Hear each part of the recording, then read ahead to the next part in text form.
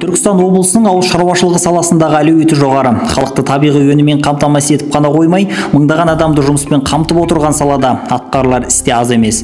Сондықтан Аманат партиясының Түркістан облысы бойынша өзгерістер жолы әр азаматқа лайықты өмір атты сайлауалды бағдарламасына саланың дамуына серпін беретін тың бастамалар енген.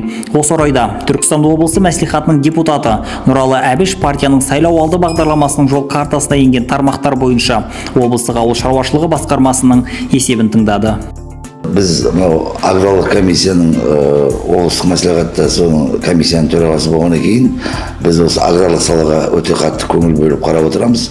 Естеріңізде болса, біз сайлауалды бағдарламасында баяғы Нұр Отан, қазіргі аты өзгерген Аманат партиясы барлығымызға бағдарлама жасалынған. Жылдық бағдарлама, одан кейін барып 5 жылдық бағдарлама.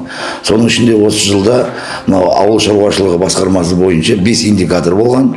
Қазір міне бүгін өздеріңіз көргендей есебінің бәрін тыңдадық.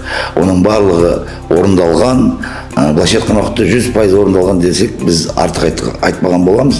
Себебі оның барлығына құжаттар бәрі бар. Одан кейін осы мәселенің барлығын енді ары қарап біз осы ауыл шаруашылығы басқармасымен бірге жұмыс істедік. Енді оны ары қарап ауыл елді мекендердің барлығын тексеруге біздің осы жылдың соңына немесе ендігі жылдың бірінші кварталына осы тұрақты комиссияның атынан уақытша комиссия құрылып, біз осының бәрін елді мекендерге, ауылдық округтарға барып, тағы да өз көзімізбен тексеріп шығатын боламыз. Ол индикаторларды айта кететін болсақ, мына мысалы жалпы жердің жайылым жер бар, одан кейін барып егістік жер бар, осылардың пайдаланбай жатқан жерлерінің барлығын қайттан іске қосу.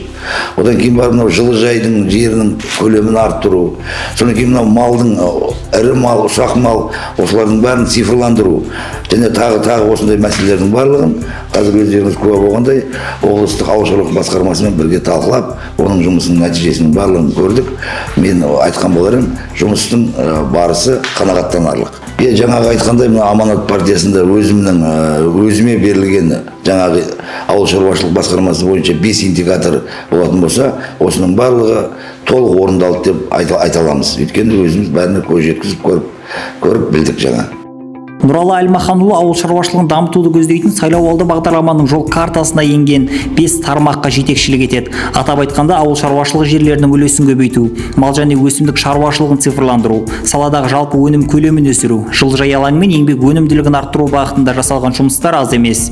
Бірлескен жұмыстың арқасында салада қолға алынған бастамалар жемісін бере бастаған. Ауыл шаруашылығы басқармасы Нұралы Әлмаханұлымен тығыз жұмыс жасап, осы индикатор тапсырмаларды орындау, қалай орындаймыз деген тапсырма мәселелер қаралды.